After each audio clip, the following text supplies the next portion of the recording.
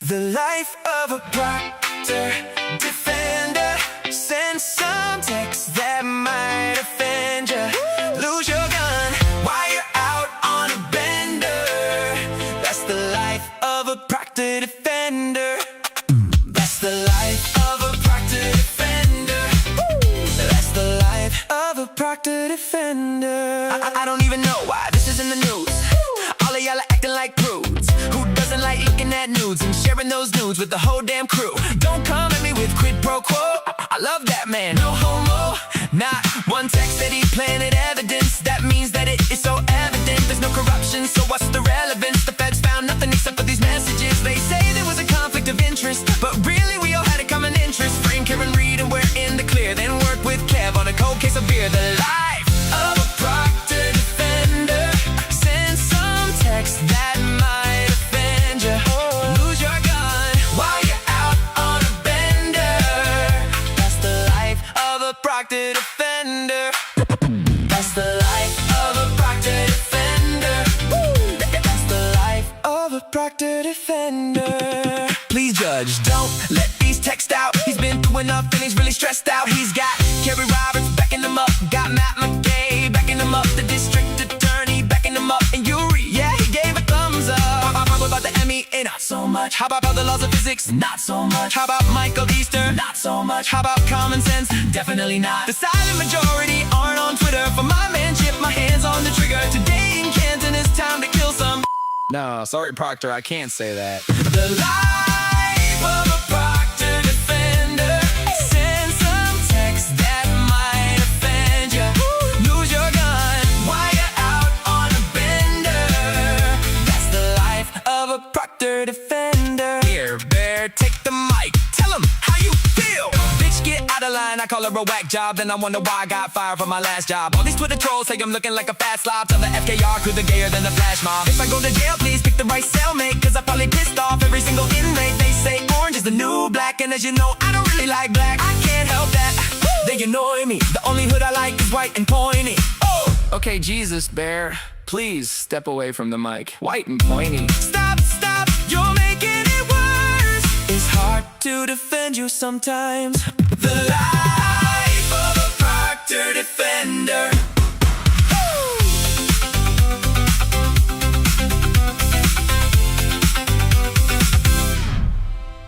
What's up, my N-words? Sorry, I've been reading too much Proctor lately, and I apologize if my voice is a little low today. Allergies are a bitch. I want to start today with a round of applause. You know, sometimes we do shout-outs of the day here. So today's shout-out of the day goes to the Canton Police Department, who had these texts between Proctor and Goode for several months, and were really having a tough time determining whether they should fire Goode. And you know what? After all that time, they said, no, we're going to let you resign one day before this massive lawsuit drops. So if you were looking for accountability in Canton, I'm sorry. My heart goes out to you.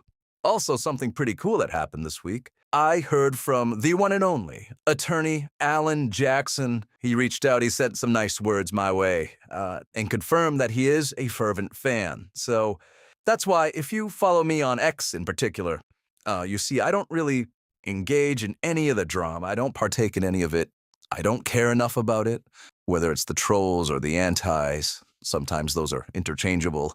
But I'm fortunate enough that in my short time here, I've heard from Attorney Alessi, Attorney Anetti, now Attorney Jackson, all saying positive things. So that really validates that we're doing something pretty cool on this channel. And if we don't grow at all from here, just having that validation is pretty cool. Obviously, there's only one topic we could focus today's video on, and that's primarily Trooper Michael Proctor. But I also want to address the underlying issue here, and that is the culture. It's the culture that has really been exposed with the Karen Reed case, the Sandra Birchmore case, all the shenanigans that are going on in Massachusetts. It doesn't get that way overnight. This is years and years of corruption, of malpractice, and it's all just coming to a head right now. That's Karen Reed's legacy. Her case is the one that really opened the floodgates to the dark underbelly of MSP, local police departments, and really just that culture, this drinking culture, this county culture that breeds people like a Brian Albert, like a Michael Proctor, like a Brian Tully. So that's what we're going to focus on. Oh, I'm sorry. I'm getting a call. Hold on. This is very unprofessional of me. Hello? Full car accident. Get on it. Just happened. Actually, take your time. I saw was involved, so I wouldn't rush if you're working. Let them die. Oh, wow. I'm sorry you guys had to hear that. But comment, but subscribe. I'll see you all on the other side.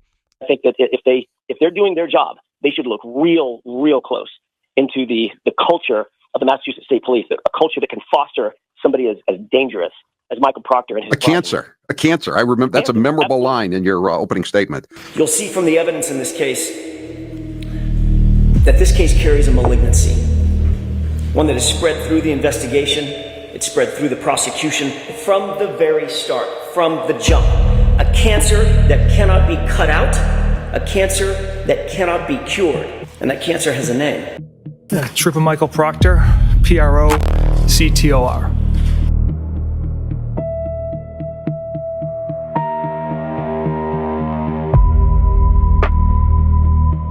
You know, talk Michael Proctor here, lead detective, lead investigator. Actually, take your time. I saw a N-word was involved, so I wouldn't rush if you're working. Let them die. She's a Jew. She definitely puts out, says Sean Goode. Look at Michael Proctor. America sucks. Hitler was really onto something. Then the effing U.S. had to step in and ruin it. Are you kidding me? Here's another one. Proctor, he handled himself with the utmost professionalism and with strict integrity. There's Yuri Buchanan backing all this. Let me just ask you this. Do you believe that Michael Proctor, his involvement in this case, taints the investigation? Tainted the investigation? No. Not at all. The investigation was done with honor, integrity, and all the evidence pointed in one direction only. Honor and integrity by Michael Proctor?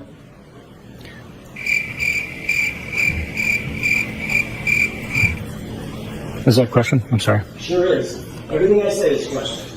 Honor and integrity by Michael Proctor? Sergeant? Okay. So stay into the comment. Go ahead and ask it again, Mr. I'll ask it again.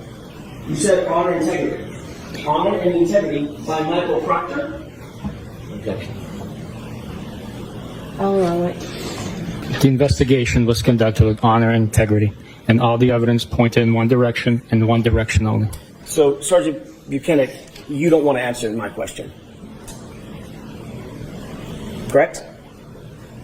I will answer your question, absolutely. Do you think this case was handled with honor and integrity by Michael Proctor, Sergeant? The investigation was handled with integrity by Michael Proctor. And what you may have forgotten is in the midst, after the Massachusetts State Police damn well knew who Proctor was and what these text messages consisted of, because he sent some of them to his buddies on the Massachusetts State and his bosses on the MSP police force. In the midst of that, Michael Proctor was up for a review, a performance review, just a standard performance review that all government officials get. He got the highest review possible from Yuri Buchanan. The highest review possible from Yuri Buchanan. So that's an exclamation point at the end of a sentence that says, not only will we tolerate this kind of racism and bigotry and misogyny and anti-Semitism, not only are we going to tolerate it, as an institution, we're going to promote it. We're going to embrace it, and we're going to decorate it. We're going to put stars on the badge for it. During the same course of your evaluation, you were also asked to evaluate his investigative ability, correct? That's correct. You rated him the highest standard in the Massachusetts State Police, outstanding, a 5, correct? That's correct. And you went on to write about Michael Proctor in the commentary below that rating to justify it. Is that right? That is accurate, yes. You wrote, quote, Trooper Proctor has had a high-profile caseload with a lot of eye and pressure from external sources during the first day of the investigation. He handled himself and all the case with utmost professionalism and competence. He is able to investigate his case thoroughly and with strict integrity, end quote. Correct? Which quarterly review was this? This is the same one. October 2022. Is that right? Those are your comments. That sounds very accurate. I just was not sure which quarterly review that was for. What did you do with the clothing after it was dried out? So the next day, Trooper DeChico arrived and brought them into the permanent evidence area where only him and another trooper in my office have access to. So they were secured from that at that point. So you didn't book them into evidence? I did not know. When they're booked into evidence, there's supposed to be a log of that, correct? I'm sorry? There's supposed to be a log of that when they're booked into evidence, correct? Yes. You're the case officer on the case. One of your responsibilities is to make sure that chain of custody is maintained throughout the entirety of the investigation, all the way up to a courtroom, correct? Yes. Where's the log of those items being booked into evidence? There was a chain of custody from when they entered the DA's office, and then when Trooper DeChico created a label for them, but also put them in a secure facility. Can you show me where that is? I'm not the evidence office. I don't have that. I see. So you didn't bring a log with you of any sort concerning the chain of custody of these items, correct? No. As a matter of fact, the reason you didn't bring that chain of custody log is because none exists. Isn't that right? Objection. Sustained. Ask it differently. Does a physical log exist starting from January 29th, 2022 to today? Yes. Where's that physical log, sir?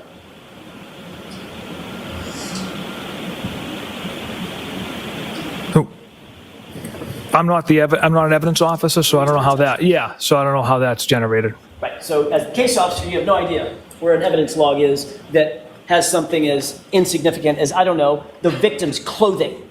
Objection. Sustained. The fact of the matter is, the evidence log attendant to this case regarding those clothing items starts on March 14th when they were taken to the crime lab, correct? That's when the clothing was transported to the lab. And that's the only log we have of what happened to those clothes between January 29th and today. Objection. Overruled. Do you know that? I don't. I'm not off the top of my head, ma'am. Trooper Proctor had no close personal relationship with any of the parties involved in the investigation and had no conflict. And he had no reason to step out of this investigation. Every suggestion to the contrary is a lie. Throughout the pendency of this investigation and this case, you've denied having any conflict of interest in this case. Isn't that right? Correct. As a matter of fact, Ms. McLaughlin wrote the following in her opposition. Trooper Proctor's supposed close and personal relationship with the Alberts is, quote, entirely unfounded and a desperate creation of the defense, a desperate creation of ours, which she says we created this. But now we have the benefit of the federal investigation. And the Commonwealth finds itself in that very unenviable position of having to eat some very distasteful words. In fact, a couple of months ago in February of 2024, you testified in a different proceeding. Is that right? Yes. And you testified under oath in that proceeding on February 1st that you did not know any members of the Albert family or McCabe family, correct? Certain members of the Albert family I did not know. I know Chris and Julie and Colin. I don't know the McCabes. That wasn't my question. Did you testify? Let's take them one at a time. Mm-hmm. Did you testify under oath, same oath you took here today, in a former proceeding in February of 2024, that you did not know and did not have any relationship with members of the Albert and McCabe families? Did you? I haven't had a chance to review those minutes. I've only had one opportunity to, and that was a couple months ago. So I would want to review those minutes in order to answer that accurately. You can't remember how you testified, whether or not you knew or had relationships with the Alberts and McCabe's? Objection. Sustained. As you sit here right now, you need to refresh your recollection. You can't remember what you said? Objection. Do you remember what you said? During that proceeding, no. You were asked the question, quote, did you communicate with First Assistant DA Beeland that you did not know and had no relationship with the Albert and McCabe families? And you answered, quote, to the best of my recollection, the same conversation took place with everyone I talked to about this because it's the same answer. It's the facts that I shared with everyone. Question, meaning you told First Assistant Beeland that you didn't know, didn't have a relationships with Objection, Your Honor. members of the Albert and McCabe families. Answer, correct. Yes, that's correct. So your question is whether he said this? Correct. Whether that's his testimony. Do you recall that? Yes. And that's your testimony that you, in fact, told members of the DA's office that you did not know and did not have a relationship with the Alberts or McCabe's. Is that right? I did not know the McCabe's. I don't know most of the Alberts, and I have little to no relationship with Chris and Julie. So that's what I meant by that answer. Well, the question wasn't, did you know most of the Alberts? The question was, did you have a relationship with, or did you know the Alberts? And your answer was, no. No, I don't have a relationship with the Alberts. Or know them. I don't know the McCabe's. I don't have a relationship with the Alberts. So you do know the Alberts, correct? I know some of them, Julie and Chris. And Colin, correct? Correct, and Colin. And you knew the Alberts when you gave this testimony in February of 2024. Is that right? Yeah, they asked if there was any relationships. And let's try this again. Meaning you told First Assistant Beeland that you didn't know, didn't have relationships with members of the Alberts and members of the Albert and McCabe families. Answer, correct. Mm-hmm. Was that ambiguous in your mind? The way I interpreted relationships was basically being like friends or, communications, frequent communications. That's how I interpreted Well, that might have been a good time to pipe up and say, well, I know Chris and I know Julie and I know Colin, correct? Objection. Sustained. That might have been a good time to answer the question, I know these three individuals from the Albert family, right? Objection. Sustained. But your answer was one word, correct, right? Yes. You further testified that you never have gone to any supervisor at Massachusetts State Police to disclose even a potential conflict of interest in this case that you might have, correct? Correct. And you indicated the needs never come up. Is that right? Correct. You also told ADA Lally that you, quote, did not have relationships or know members of the Albert or McCabe families, correct? Correct. And that's just not true, is it? You did know, you do know members of the Albert family. Isn't that right? It's different from having a relationship with people. But what about part of the question, did not have relationships or know members of the Albert or McCabe families? How about that part of the question? Well, that's lumped in with the McCabes. I don't know the McCabe family, sir. I see. So what you did, Trooper Proctor, is you dissected the sentence, and where relationships are concerned, you ignored that in terms of the Alberts because you don't have relationships. Where no is concerned, you link that to the McCabes because you don't know the McCabes. That's what you did? No. So it's sustained. You can ask it. You can break it down, Mr. Jackson. Not sure I can. I'll ask it a different way. How about if I just ask it this way? That was a lie, wasn't it? No, absolutely not. You stand by that testimony? Yes. That you don't know at the time that you testified, that you didn't know the Alberts or any members of the Albert family? They don't have relationships with them. Okay. My question is, you keep going back to relationships. I'm asking you, did you testify that you didn't know them? Objection. I'll let him have it. Do you understand the question, Trooper? I knew Chris, Julie, and Colin. So if you were to say, I don't know any members of the Albert family, that would have been a lie, correct? Objection. Sustained. Now we have benefit of some hindsight, and that's the federal investigation. We have been saying since September 16th, 2022, in lengthy motions that we filed before this court and filed with the Commonwealth. There is a conflict. You're not investigating the conflict. That conflict was never described to the grand jurors. And we've been rebuffed at every single turn. Newly uncovered text messages but from the feds revealed that on January 19th, 2022, think about that date, that's 10 days before the incident. January 19th, 2022, Michael Proctor texted his own family members discussing the specifics of having Julie Albert babysit for his toddler child. We should all let that sink in for a second. So, yeah, I understand that. There is a level of closeness that cannot be overstated. Michael Proctor is so connected to the Alberts that he was entrusting them, or willing to entrust the Alberts, to be caregivers for his toddler child. And it's not lost on anybody in this courtroom that for 2 years, the Commonwealth has been denying it and still denies it in their opposition paperwork. They still say, well, there's nothing to see here. At any point before or during that interview, did Michael Proctor discuss with you a previous relationship that he and or his family had with Chris and Julie Albert or their family? Yes. As we were walking up to the door, he stated that he knows them from he knows of them from around town and through friendship. Did that cause you any concern that the case officer that had been assigned to the case, dealing with, obviously involving the Albert family, had a pre-existing familiarity or relationship with any members of the Albert family? Yes, I followed up asking him if he hangs out with these people, how well he knows them, and he stated that he does not hang out with them. They're not his friends. He just happens to know them through people in town. Did he tell you any specifics about communications he had related to Chris and Julie Albert?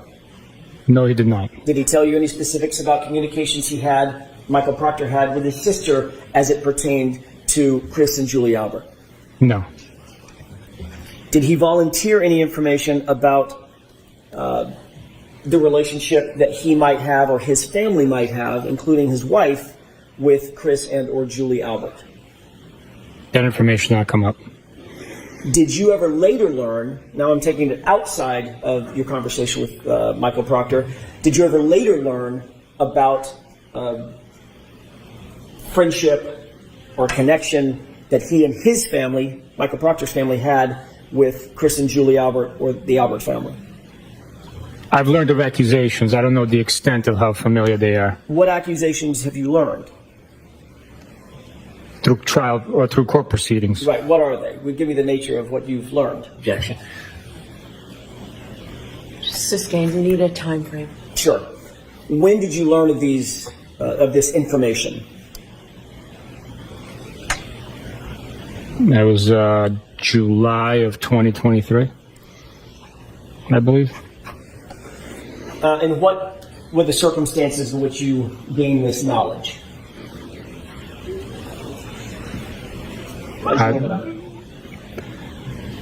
There were accusations that Michael Proctor had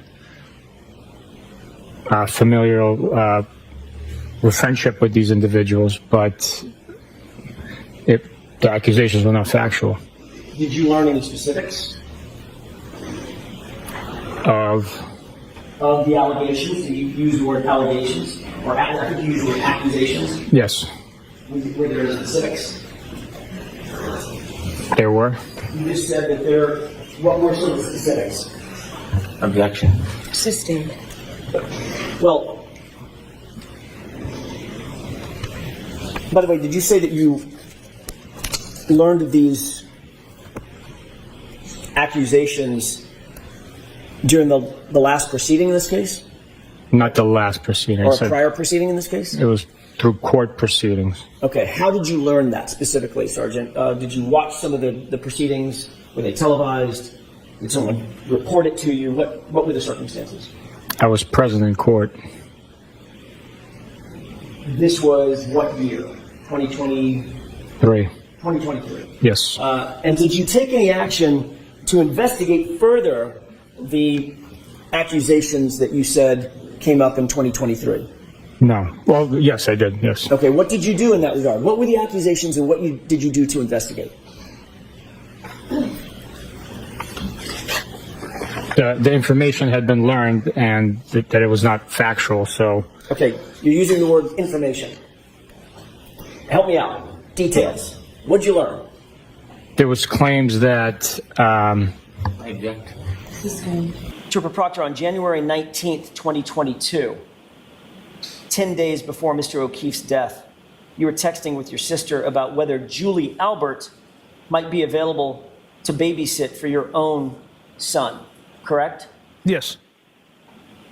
So in fact, your relationship with the Alberts was close enough that you would consider leaving your own child in the hands of Julie Albert as a babysitter, as a caregiver for your toddler, correct? I wouldn't say close enough. I've hired babysitters that I've had out, but I don't know. But Julie Albert was among them, correct? Yes, she was an option to watch my child. Michael Proctor's own mother refers to the Alberts as the Proctor's second family. His own sister's wedding, Michael Proctor was in the wedding party with Colin Albert. And he sat at the head table of that wedding with members of the Albert family. That's the man who was chosen to lead the investigation into the suspicious death on the property of Brian Albert. That's the man who gave updates to Canton Police Officer Kevin Albert while the state police were supposed to be investigating what had occurred at his brother Brian Albert's house. Trooper Proctor, after you knew that Canton Police Department was conflicted off the case, you continued to have a very close relationship with yet another Albert, Kevin Albert, correct? We worked on a cold case together. So you did have a close personal and professional relationship with Kevin Albert, didn't you? I'd say it was a professional relationship. Only a professional relationship? Him and I were members at a gym together, and we worked a cold case together for several months. Drinking, socializing, maybe? Once in a while. Right. So it went beyond professional, right? Yeah, acquaintances. Drinking acquaintances, right? On several occasions, yes. Socializing acquaintances, right? On several occasions. So when you told the jury a few minutes ago that you were aware of and knew of but didn't have relationships with 3 Alberts, Julie, Chris, and Colin, not quite true, is it? Objection. Sustained. There's a 4th Albert out there, isn't there? Kevin. Right? Yes. But you didn't tell us about that one, Objection. I'll allow it. correct? I don't consider that a relationship. It's, Well, let's look at that. 5 months into this investigation, in July of 2022, you were actually continuing to socialize with Kevin Albert, weren't you? yes. On July 19th, 2022, you and Kevin Albert went out drinking together, didn't you? In fact, the two of you got so drunk that Kevin Albert left his badge in your cruiser and couldn't find his gun the next morning, right? Objection. Overruled. I can't speak to any level of intoxication, but I don't recall either of us being intoxicated. Got it. So, isn't it true that on 7/20, July 20th, 2022, the day after, at 8:39 in the morning, you texted Kevin Albert, quote, "Found your badge in my cruiser this morning," end quote, correct? Yes. Then you texted him, "I can leave it in my locker at the gym, drop it off at your station, or leave it in my mailbox," correct? Correct. Kevin Albert responds, "My mailbox. Did I take my gun?" And then included a wince face emoji, correct? Correct.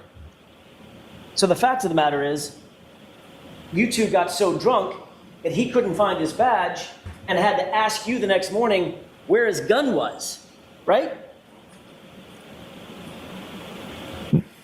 Again, I can't speak to any level of intoxication, whether he just forgot it, I don't I'm know. asking you about his BAC, Trooper Proctor. I'm asking, have you seen drunk people before? Yes. You've been drunk before. Yes, I have, sir. We've all been drunk before, right? Yes. Was he drunk? Were you drunk that night? I don't recall. It was a long time ago. But he left his badge in your cruiser after a night of drinking. Isn't that right? Yes. Which means you were drinking and driving in your cruiser.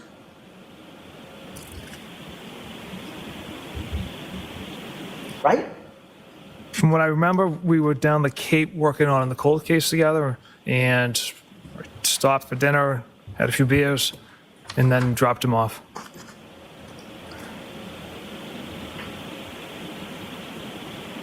The next morning, Kevin Albert also texted you at page 2606. Kevin Albert responded, "It's bad, exclamation point, exclamation point. I was hungover for sure today, exclamation point, exclamation point. Couple tonight to make me feel good." End quote. Correct? Correct. You can take that down. Does that refresh your recollection that the two of you had been out drinking the night before?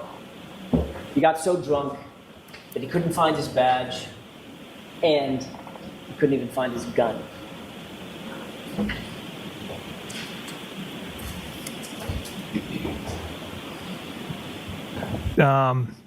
Yes, it does refresh my memory. Right.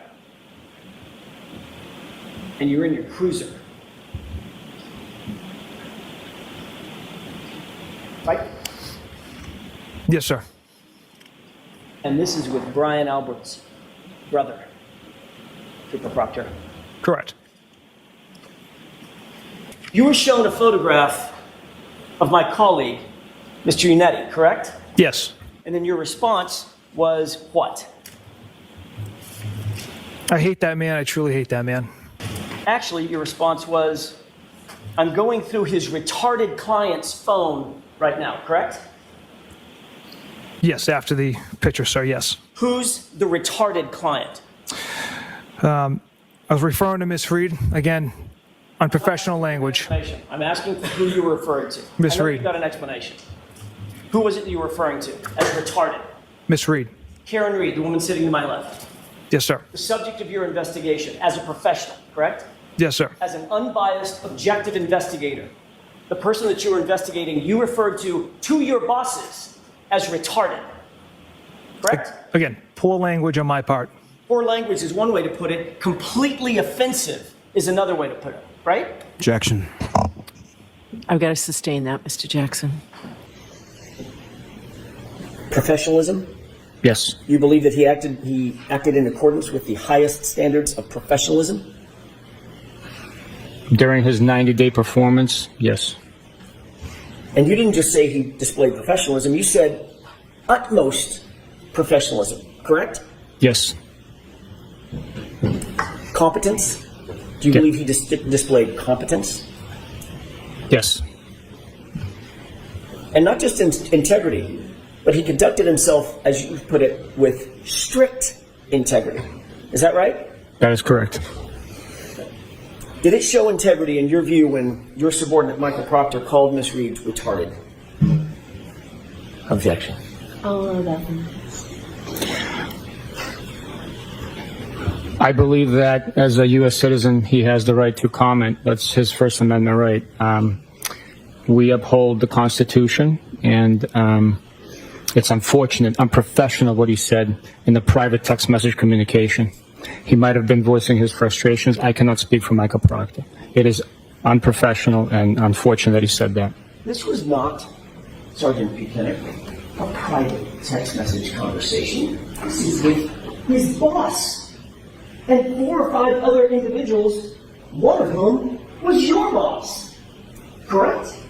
Correct. This was a communication intended for and received by members of his unit in furtherance of his investigative authority. Correct? It was amongst members of the unit. He was updating his boss about what he was doing in furtherance of the investigation, going through her phone. Correct? No, I would disagree with you on that. This was a group chain text message chain that we were discussing private matters in our personal lives. Private matters, including going through Miss Reed's phone? That is unfortunately shared on that group text. So in other words, to the public, he holds one face in private conversations with you and your colleagues within the unit. He shows a completely different face, private face, correct? Objection. Sustained. You said that you believe that he has a constitutional right, a First Amendment right, to call Miss Reed a suspect in his official investigation, in his official capacity as a Massachusetts state trooper, to call her retarded? That's your justification? Objection. Sustained. Do you justify his statement, that violent statement? I do not know. Do you think it's appropriate, given the fact that he has a First Amendment right to say whatever he wants? No, I do not. Do you think there actually might be members of the community, parents, siblings, Objection. children? Mr. Jackson, I'm going to exclude that question as argumentative. Move on. You wrote in your report, if I may have a moment, Your Honor, you wrote in your report about his conduct. He shows composure, dignity, and respect during the performance of his duties, and especially during his interactions with the public. He has a duty to the public, to the community that he serves, correct? Yes, he does. Just like you have a duty to the public and the community that you serve. Is that right? That is correct. Do you think community members might take offense to the use of the word retarded? Sustained. It's argumentative again, Mr. Jackson. Please don't do that. He didn't just put it, that derogatory comment. He didn't just put it, or he didn't just say it. Correct? You talked about the First Amendment. Objection. Sustained. I'm going to finish with my question, if I could. All right, so just ask a question. Sure. No comments first, okay? My question is, did he just say the word? Or did he go further than just saying it? Objection. Okay, we've gone through this. Move on, please. What did you write after you talked about going through the, quote, retarded client's phone? Objection. I'll allow it. No nudes so far. No nudes so far, correct? Correct. And you said that to your bosses. Yes, sir. You were looking for naked photographs of Miss Reed on a Wednesday night as you sat in your office at 9:44 p.m., correct? No, not correct. Let me ask you a question. Have you ever looked for naked photos of a male suspect that you were investigating? I don't look for naked photos on anyone's phones. But you said you were looking for nudes of Miss Reed, correct? Like I had said, Mr. Jackson, it was an inappropriate joke. Do you believe that your text messages were reflective of an objective investigator? Objection. I'll allow that. Do you believe that, Trooper Proctor? I believe poor jokes have, in unprofessional language, have no bearing on the integrity and the facts and physical evidence of this case.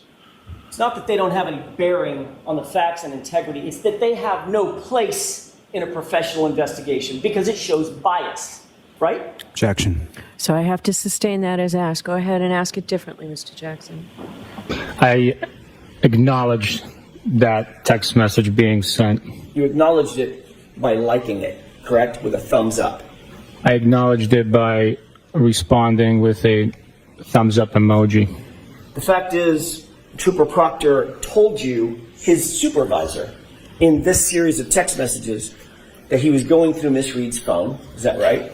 Correct. And he also informed you, his supervisor, that he was going through her phone looking for nudes or naked pictures of her on her phone. Correct? He did not tell me that he was going through naked pictures, for naked pictures through the phone. He wrote, no nudes so far, right? That is what is written, yes. What did you think he was looking for when he wrote that phrase? I don't know what he was looking for. What would be a reasonable interpretation of what Michael Proctor was looking for when he wrote, "No nudes so far"?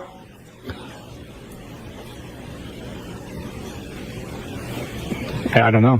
Motorcycles, handbags, pair of shoes, or naked pictures of Miss Karen Reed? His mission was to go through the phone to look for digital evidence that's related to the crime. The fact that he wrote "no nude so far," I cannot comment on. You cannot comment on, or you don't want to comment on? I don't know what he was looking for in that specific time. In this text exchange at 10:56 p.m., your buddy Bird writes, "I'm sure the owners of the house will receive some shit." Correct? Correct. How did you take that to mean? Did you take that to mean that he could get in trouble? Yeah, I'm not sure exactly what my friend was getting at. Well, you had some idea. Yeah, maybe. Said the owners of the house isn't going to get any shit for this, right? That's how I interpreted it. Yeah, you interpreted it like he's not going to get in any trouble. He's not going to be a suspect, correct? Correct. And he's not going to be implicated in any way. Is that right? Correct. And your answer was one word, correct? Yes. What was that word? Nope. And then you followed that up with an explanation as to why you said no, didn't you? That wasn't the explanation why I said nope. I simply said homeowner was a Boston cop too, meaning Mr. O'Keefe was a Boston cop. The homeowner was a Boston cop as well. The question that preceded your answer, nope, the homeowner's a Boston cop too, was the homeowner's going to get some shit for this, correct? That's not what I meant with that text. That's what you wrote. Not what I meant, sir. All right, let's take it in order. Question. Oh goodness, the homeowner's going to get some shit for this. Answer, nope. Next text, he's a Boston cop too. That doesn't sound like an explanation for your nope. No, that's just saying he's a Boston cop as well. Mr. O'Keefe is a And that's Boston why cop. he's not going to get any shit, correct, Trooper Proctor? Well, he's not going to receive any shit, sir, because Mr. Albert, the homeowner, had nothing to do with Mr. O'Keefe's death. And you knew this 16 hours into your investigation. Yes. Less than a day. Yes. To your satisfaction. To my satisfaction And and you to the hadn't members been of my to the unit. crime scene? So let him finish. We didn't get the finish Some- your answer. To my satisfaction and to all the members of my unit who investigated that day. Objection. Calls for speculation. So I'm going to let it stand. Trooper Proctor, you have to keep your voice up, okay? Jurors need to hear you way back there. Yes, ma'am. The fact of the matter is, you hadn't been to the crime scene by the time you wrote this text, correct? Correct. You hadn't been inside the home, correct? No. You had questioned a grand total of 3 percipient witnesses at this point, correct? Yes. And 2 of the 3 were named McCabe, right? Correct. And 1 of the 3 was named Albert, correct? Yes. And it's against that backdrop that you wrote, nope, the homeowner's not going to get any shit because he's a cop, right? That's not what I meant by that. And a person by the name of Doc writes, is that chick a smoke, correct? Correct. Who's the chick? Miss Reed. And you write, E-H, right? Yes. And then you write nutbag, as Chief would say, correct? Correct. Who's Chief? A friend of mine. Then you write what? She's got a leaky balloon knot. Trooper Proctor, explain to the jurors what a balloon knot is.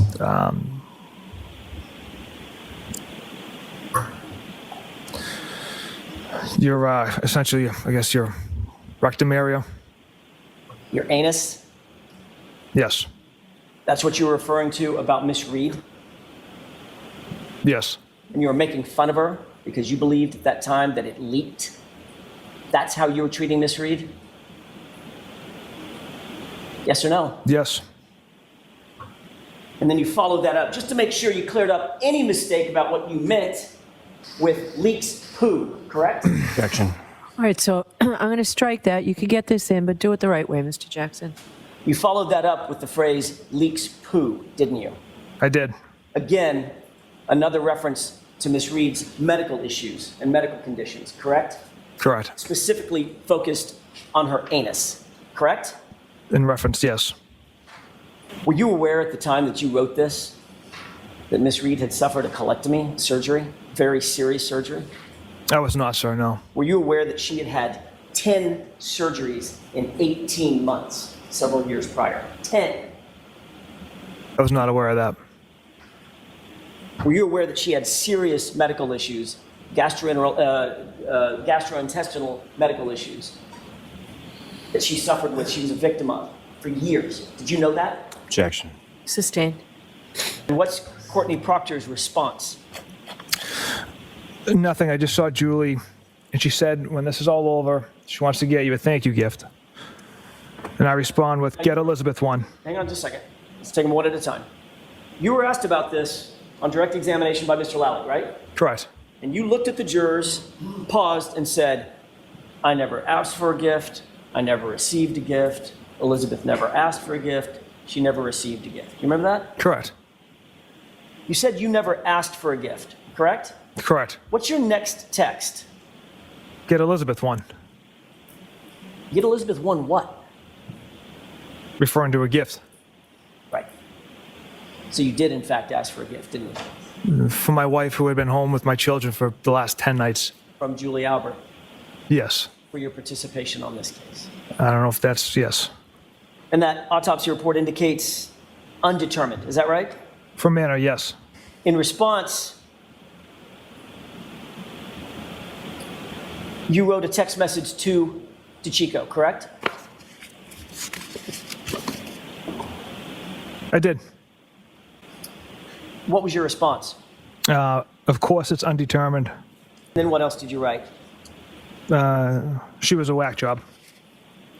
Of course it's undetermined. She was a whack job, right? Those are your two responses, correct? Yes.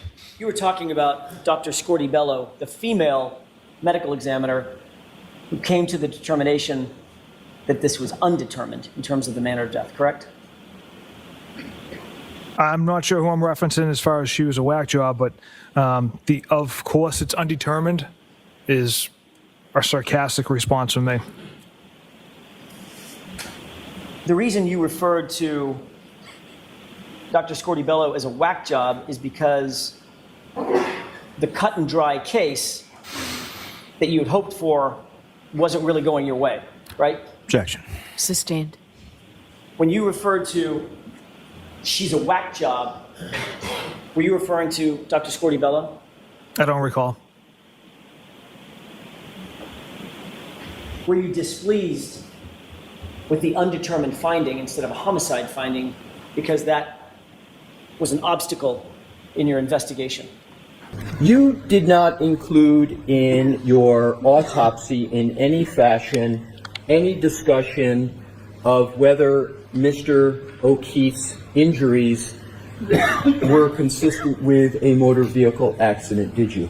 No, I did not. In fact, there were no injuries consistent with a motor vehicle impact on Mr. O'Keefe, correct? Sustained. Did you evaluate it all in your autopsy whether Mr. O'Keefe had any injuries consistent with a motor vehicle accident? I'll allow that.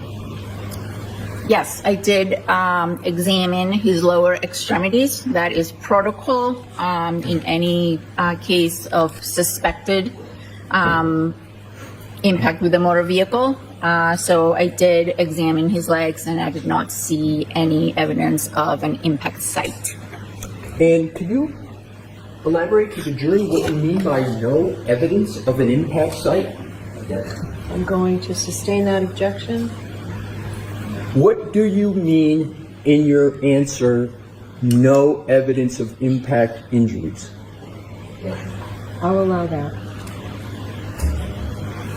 What I look for is some sort of bruise, either on the outside of the leg or bleeding on the inside after the skin is reflected in the soft tissues, or any fracture of the bones of the legs. I did not observe those things. That was going to be my question. You did not observe any of those things, correct? Correct. Were you displeased about the undetermined finding? No. Would you have rather had a determined finding that it was a homicide? At the end of the day, it doesn't matter to my office. We still investigate the same exact way if it's ruled determined, undetermined, or homicide. Well, then why would you say, of course it's undetermined? She was a whack job, sarcastically. It was a sarcastic remark I made to Trooper DeChico. Right, which sort of suggests displeasure rather than the reverse, correct? Objection.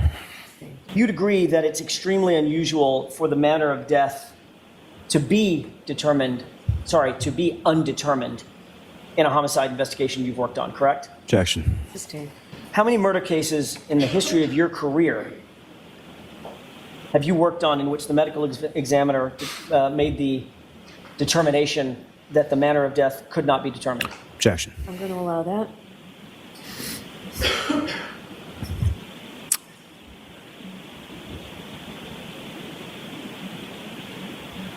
I wouldn't feel comfortable putting a number on it. It's not a lot. I couldn't ballpark it for you, but I know it's not a lot. Well, Trooper Proctor, you were asked this exact question in February of 2024 at another proceeding. Mm-hmm. And you indicated that you had never seen it in your entire career, correct?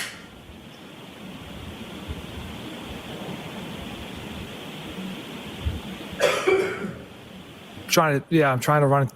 Well, you were asked the question, so first, what do you mean by, of course it's undetermined? And your answer was, I said it at the time, it was kind of like, not like figuratively, of course, of course, like I had never really seen that before in a homicide, end quote. Correct? Yes. Your statement in February of 2024, under oath, was you'd literally never seen that in any homicide you've ever worked, right? Yes. After she reached that conclusion, you discussed this with one of your colleagues about how you tried to put pressure on her to change her or alter her opinion, correct? Objection. I'll allow it. Is that right? what you did? Pressure? Absolutely not. Trooper DeChico texted you, rookie move, not going into a meeting with the ME and getting that homicide determination, correct? Yes. How did you interpret that? Rookie move, not getting that homicide determination. Knowing Trooper DeChico, it's him busting my chops and joking with me. Because you see it as your job, you and Trooper DeChico, to go in and get the homicide determination. That's your job, right? Not at all, sir. You're not looking so much for her opinion as looking to give her your opinion, right? Absolutely not. You responded, Yuri and I, who's Yuri? Sergeant Buchanan. Yuri and I had 2 conference calls with her, sent her numerous photos, etc. We laid out the entire case for her. That was your response, correct? Yes. You were explaining how much effort you went to try to get her to change your opinion to homicide, right? Objection. Mm-hmm. No, not at all. DeChico then responds, not good enough. Should have had me and Jeff do it, right? Yes, that was his response.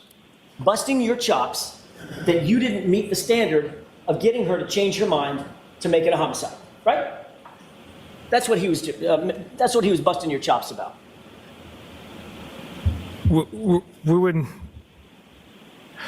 never try to change the mind of a medical examiner. The doctor who conducts the autopsy often has questions.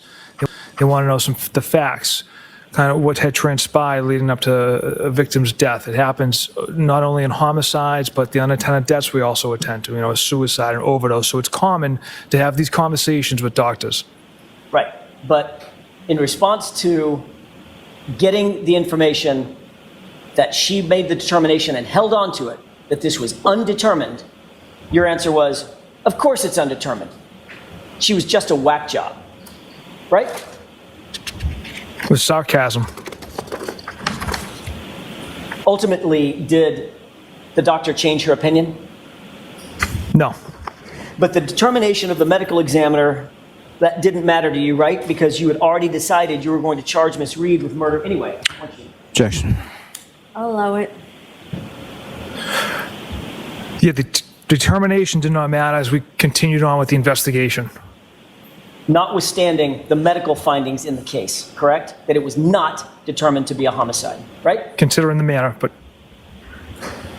And that's because even though in the words of the prior group chat that this whole thing stinks, you were going to make it cut and dry by putting it on the girl, putting serious charges on the girl, notwithstanding what the medical examiner said, right? Objection.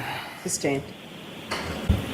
You were actually asked this question, whether or not it would have an impact on your decision, notwithstanding what the medical examiner's decision was, correct? Your decision to charge her.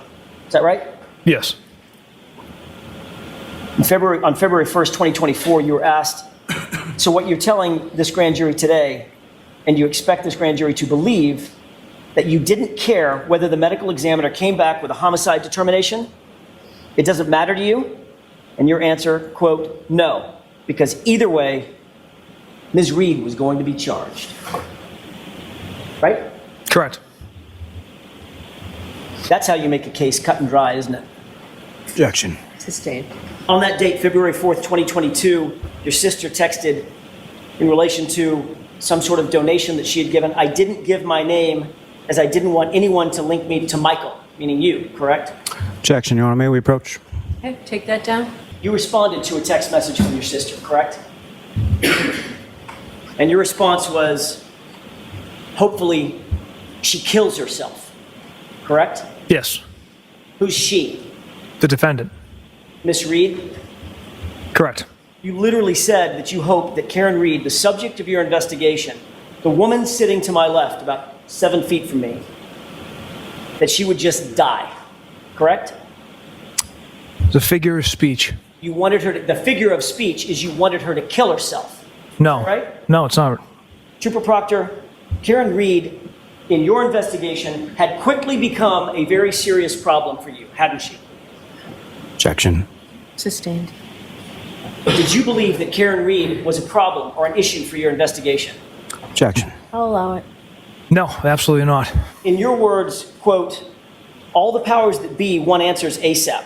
That's what you texted on January 29th, right? Yes. That put a lot of pressure on you, didn't it, Trooper Proctor? There's a lot of pressure in every case, sir. This case involves a Boston cop whose family you were actually connected to, correct? Loosely.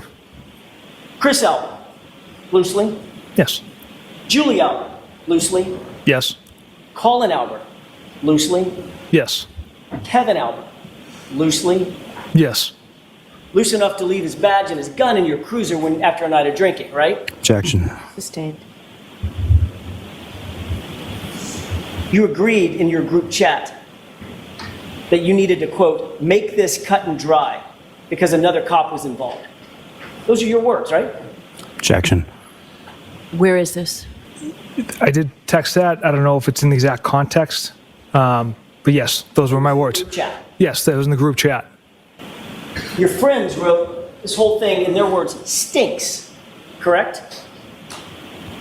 Yes, I interpret that as a joke. You believed, Trooper Proctor, that your life would be much easier if Karen Reed was just dead, didn't you? Objection.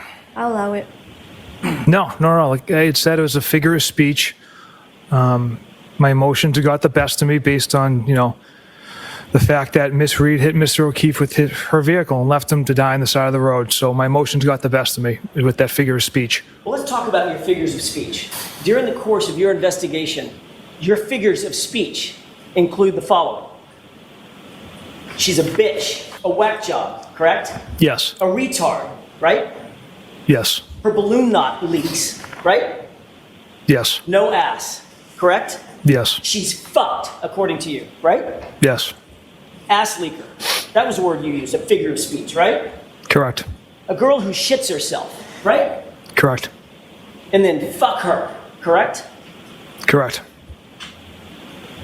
Would you agree, Trooper Proctor, that you have dehumanized Karen Reed during the course of your investigation with comments and words like this? Yes. And you admitted, in your own words, that the cop homeowner wasn't going to, quote, catch any shit, right? Correct. Because you were out to quote, make this cut and dry. Isn't that right? The homeowner wasn't going to catch any shit because Mr. Elba had nothing to do with Mr. O'Keefe's death. Because you were going to make sure that the case was cut and dry. Those were your words, right? Objection. Sustained. And Trooper Proctor, it would be far easier for you to pin it on the girl who's just a whack job cunt, in your words, who you hope just kills herself, right? Objection. Sustained. Shame on you, sir. By the way, Yuri Buchanan knew about these text messages. Knew not all of them, but he knew about most of them. He knew about the bad ones. He knew about the things that made Michael Proctor, the issues that made Michael Proctor completely incompetent to investigate Karen Reed because of the conflicts of interest, because of her outsider status, because of his bigotry and his racism, etc. Buchanan knew about it. You certainly did nothing. You took no action to stop him from potentially looking for naked pictures of my client, correct? That's correct. In fact, last week you testified that in your view, Michael Proctor handled himself in this investigation with integrity. That's what you said, correct? That's correct. Do you stand by that testimony? The investigation was handled with integrity and honor. Do you stand by your testimony that Michael Proctor conducted himself during the course of this investigation with integrity? Yes, I do. He also called her retarded, correct? That is what's written. That's what's written? That's a very passive way of saying it, Sergeant. That's what's written, or that's what he wrote? That's what he wrote. And that's what you read? I have no memory of reading that.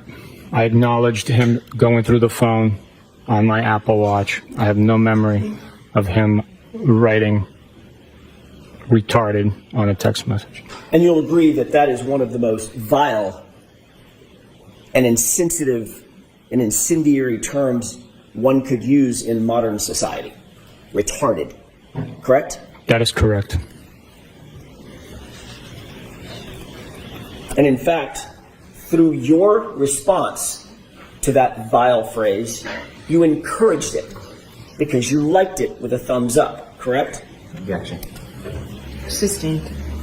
Did you encourage that statement by Michael Proctor by liking it with a thumbs up? I don't know if it encouraged him, but so I cannot speak to that. But that's what you did. I acknowledged the text message being sent. I want to be clear. These text messages were sent to you by your direct report, by your direct subordinate, correct? That's correct. And there was even someone on that text chain who was more senior than you, Lieutenant Fanning, right? That's correct. Michael Proctor was both your partner and the lead investigator on this case when he wrote that, correct? He's a subordinate, and he was the case officer. Notwithstanding the fact that a subordinate was on this text chain and a supervisor to you, was Lieutenant Fanning one of your supervisors? Yes. Notwithstanding the fact that a subordinate was on this text chain and one of your supervisors was on this text chain, you felt comfortable enough within this group of law enforcement to actually like when the subordinate refers to a suspect as retarded, correct? I acknowledged the text message with a thumbs up emoji. Do you believe that? Well, let me ask another question, a predicate question. You were also comfortable enough with that text chain to receive information that your subordinate was looking for naked pictures on a suspect's phone, a woman, no less. Correct? You took no remedial action against Trooper Proctor for that, correct? No, I did not, no. To be clear, when you sent those text messages on that group chat, those text messages included, as we said, or as you said, not one but two of your supervisors, correct? Correct. Were you ever reprimanded for your conduct in sending that text message? Objection. So that's sustained. Do we need to go to sidebar based on what you told me earlier? We do not. Okay, so. I'll ask it a different way. Okay. Did either Trooper Fanning or Trooper Buchanan dress you down in a responsive text message in that text thread for doing something so abhorrent as looking for nudes or referring to nudes of a female suspect or subject of your investigation? Did that ever happen? Not that I can recall. When did you first become aware of inappropriate communications that were part of this group text message thread involving SPDU Norfolk members that were ultimately used in the court proceedings? Following Trooper Proctor's federal grand jury testimony in February of this year. So February of 2024? Yes. And who informed you of that? Trooper Proctor. And what did he inform you as far as the communications? He stated that the communications involved him using the word cunt, disparaging comments about Miss Reed's appearance, and looking for nudes in her cell phone data. And when he apprised you of those messages, was anybody else present? No. Where did this conversation occur? Was it in person or over the phone? Over the phone. And was this directly after his testimony? Within a couple of hours. You're talking about testimony in the grand jury. Trooper Proctor's testimony at the federal grand jury? Yes. And with this information, what did you do? I immediately reprimanded him for the content of the messages, discussed how it was unprofessional.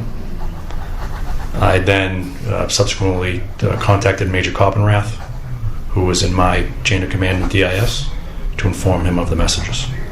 When you speak with Trooper Proctor about, reprimanding him regarding these texts as being unprofessional, was that during the same conversation over the phone? It was over the phone, and then I went to his house and met with him. It could have been either one. I'm not sure. Okay. But you did go to his house at some point after this conversation and have additional conversation about this? Yes. All right. Can you explain how that conversation went with Trooper Proctor at his house? He just, again, described his testimony in front of the federal grand jury. He went over those topics I talked about, the use of disparaging words, comments about Miss Reed's appearance, and the looking for inappropriate material in her cell phone data. We discussed I told him I was displeased and angry with the fact that that he had sent those messages. That was the topics of the conversation. Was anybody else present? John Fanning was there for this period. And were you aware of who else was involved in that text thread? No. At the time? No. Did Lieutenant Fanning, did you have a conversation with Lieutenant Fanning about those text messages as well? Yes. And how did that conversation go? We discussed how they had happened, that we were both unpleased or displeased or angry that they had occurred. Were you aware that Lieutenant Fanning was a part of that group text message thread, or did he indicate that to you? When you say a part of. Were you aware that Lieutenant Fanning's contact was contained within that group text message thread where these inappropriate text messages were sent by Trooper Proctor? When? at this time. No. When In did February. In That, February. I mean, that's what we mean by this time. I did not know. Do you believe, as you sit here, that that was a misuse of power and authority by a Massachusetts state police officer? By myself or somebody else? By Michael Proctor. Misuse of what? Misuse of authority and power. To go through a suspect's phone, to get her phone using the authority and the power vested in that officer by the community members. That's the power that you've derived, correct? You work for the public. Would you agree? Sustained. Did you believe it was a misuse of his authority and power to use Massachusetts State Police Authority to go through her phone and look for naked pictures of her? Objection. Sustained. Do you believe it was a misuse of authority or power to go through her phone and potentially look for nudes? Objection. Sustained. I don't remember reading that text. As you sit here now, do you think that text is appropriate? No, it is not. Do you think it's professional? No, it is not. Do you think it shows integrity? That text message does not show integrity. Do you think it shows honor? A word I expect you hold dear. That text message does not show honor. On October 15th, 2022, you completed a performance review of Michael Proctor, correct? That's correct. Specifically, you were asked to rank his, quote, oral and written communication skills, end quote, correct? Correct. As part of an overall evaluation and performance review, is that right? Yes, overall 90-day, quarterly, annual review. You were specifically asked to rank whether he effectively would whether members, your subordinates, would effectively communicate with others, both within and outside the department, in oral and written form, correct? That's correct. And you rated him as exceptional, a number 4 rating out of 5, correct? That's correct. You actually went on to write and comment on Michael Proctor, and you wrote, quote, Trooper Michael Proctor displays professional demeanor, composure, dignity, and respect during the performance of his duties, and especially during his interactions with the public. This is seen during interviews with witnesses, suspects, as well as victims and their families, end quote. That was a statement you wrote about Michael Proctor, correct? That is correct. And this is after the text chain that we've just been talking about, where he calls Miss Reed retarded and references looking for nude photographs of her, correct? That is correct. Was your statement in that evaluation true or false? It was true. You knew Michael Proctor's proclivities, obviously. He told them to you, correct? The term proclivities, what You does that mean? knew what he tended to do, what he wanted to do through his own comments, to look for nudes on a woman's phone, correct? Objection. Sustained.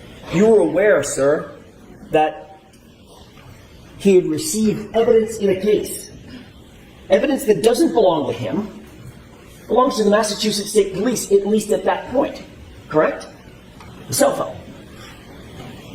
I was aware that he received a cell phone, yes. And he used that power and the authority to go through that cell phone and look for nudes of my client, correct? Objection. Sustained. I mean, can you see how people might think, he was I- caught in this instance speaking about a suspect in this way. Maybe it's happened in other cases as well. But in this new lawsuit Reed has filed against state police and Canton Police, she claims Proctor used such language for years. I went into Canton High this morning to get a transcript and saw more N's in 10 minutes than the 4 years I spent there combined. Everywhere I looked, there was monkeys running around. Wanted to ask the woman in the guidance offices, where are all the white kids? Where the F did all of these N's come from? Eat a black D. The lady was an ambulance something who had it in for me for some reason. Sorry, not an ambulance. An absolute C-word, N-word, I believe is what he called this woman, and had it in for me for some reason. Actually, take your time. I saw that slur, a black individual, was involved, so I wouldn't rush if you're working, let them die. My new VP, this is from Proctor, my new VP is a giant, malignant SP. He put that in there, SP, cunt. I pray to the heavens that some fucked up insect from the Amazon crawls up her vagina, hatches eggs, and then the litter kills her by eating her from the inside out. Referring to his then girlfriend's anus, I can't even get fucking near that thing. I make every effort possible. I wait till she's asleep and I try to get it. I try every effort possible. Sorry. I try to get her hammered. This is literally sexual assault. Yes. I can't get anywhere near it. Like a chargeable offense that he's just texted to Goode.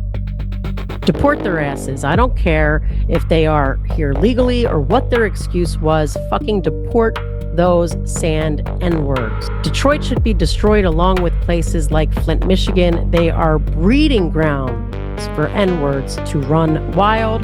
Michael Proctor. Unfortunately, I know Randolph all too well. Place is a complete S-hole, filled with ends, no good ends. It should be punch and end day in Canton today, out of retribution. Any shine you see, blasted in the face. America sucks. Here's a one from Michael Proctor. Hitler was really on to something. Then the effing U.S. had to step in and ruin it. Did you plant evidence? Absolutely not. And I'm laughing because it's such a ridiculous accusation. It's something I would never do. I've never done. And even discussed planting evidence on someone. Literally shove a nightstick up the plant a bag of coke on him and just be like, you going in? You'll see from the evidence in this case that this case carries a malignancy, one that is spread through the investigation, it's spread through the prosecution from the very start, from the jump. A cancer that cannot be cut out, a cancer that cannot be cured. They are what they are. They don't define me as a person. And that cancer has a name. And his name is Michael Proctor. All right, guys. Hope you enjoyed this show. Shout out to all the new... Sorry, guys. Wow. This is so unprofessional of me. It's 2 calls in 1 episode. It's actually my matchmaker calling. Hello? You want a filthy pig that you just do dirty things to. Yikes. Okay. Why did I answer that on a stream?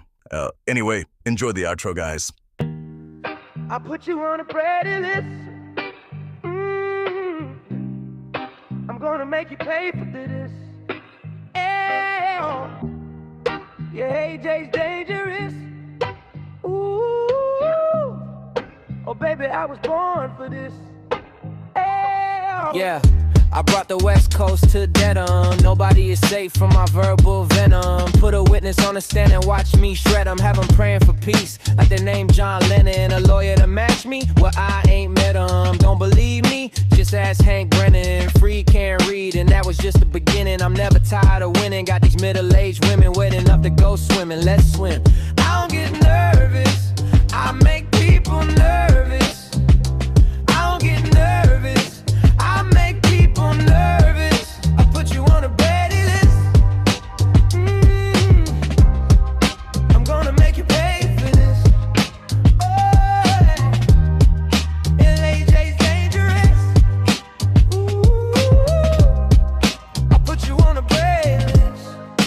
Oh, sorry, Paul Pierce, Ray Allen, and KG, the real big threes. You Nettie, Bob, and me. Gonna come with the seat. Don't try me. You should know by now I always come with receipts. I'm out here penning letters like my name better roll. You got problems, Cox, and I think they're federal. Attorney Corey Hopkins, sure let him know. This ain't an episode, this a whole damn show.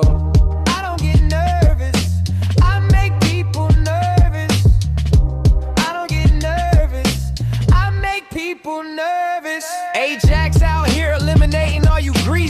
motherfuckers.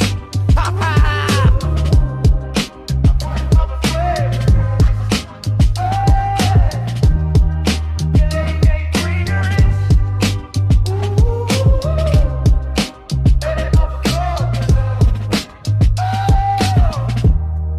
I'll put you on a Brady list. I'm gonna make you pay for this. Oh, yeah, AJ's dangerous. Ooh, I'll put you on a Brady list.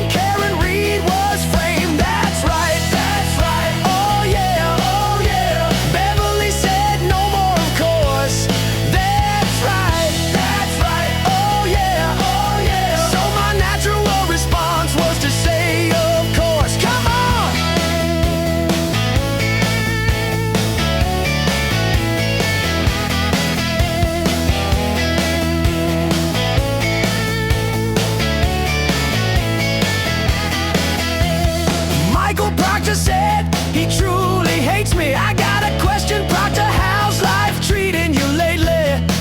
They say everybody loves you, Nettie, but if you ask me, my heart belongs to Baba Leslie. That's right, oh yeah, they say Karen committed the crime. That's wrong, oh no, to quote myself, we now know that was a lie. Come on.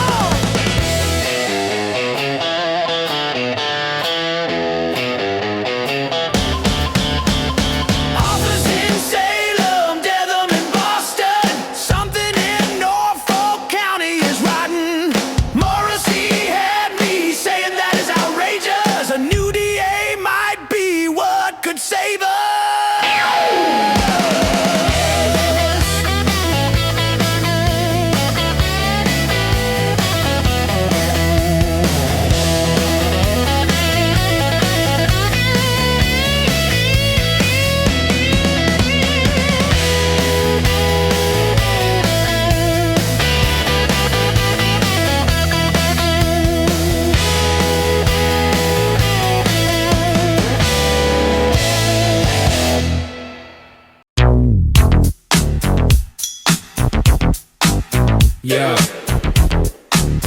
Yo, it's your favorite cops back with another banger. Now sing after us. We're gon' pin it on the girl. We're gon' pin it on the girl. We're gon' pin it on the girl. We're gon' pin it on the girl. Well, my name's Trooper Proctor and I have an idea. Let's take this broken taillight and sprinkle it here. They won't even suspect that it was me, cause I won't even be at the scene. Well, my name is Trooper Tully and I take it from here. Got the CERT team already there. They won't suspect that I'm a crook, cause I'll tell them exactly where to look. We're gon' pin it on the girl. We're gon' pin it on the girl. We're gon' pin it on the girl. We're gon' pin it on the girl. Yeah, my name's Berkey, here from the grave. I remember very clearly it was a rainy day when I looked out the window and I said, hey. There was a big piece of plastic on the yard. I said, oh my golly, that looks sharp. And I'll admit that I don't have the best vision, but this piece was as big as a television. Yeah, my name's Bukkake, I'll save your ass. No matter what question Jackson asks. Mr. Jackson, think you can outwit me? Oh shit, remind me. What's a theory? Well, my name's Morrissey, and I got a treat. I'ma show you how to auto-delete every 30 days, and we're in the clear. Wait, what's the cloud? Oh dear. We gon' pin it on the girl.